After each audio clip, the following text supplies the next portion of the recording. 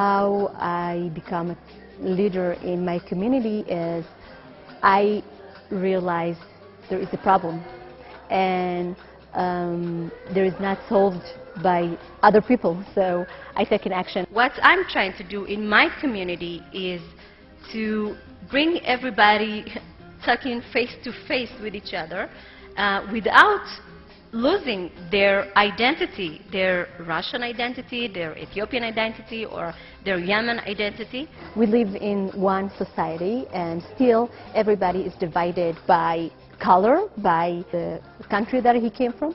So I feel if you really listen to each other, you have a lot of learning about yourself and common things.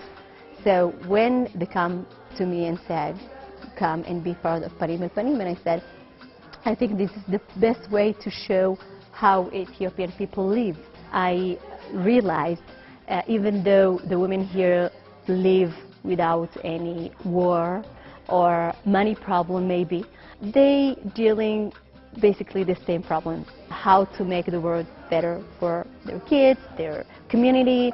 I think the most important impact on me was to see beyond my square, to see that overseas women care about me in Israel.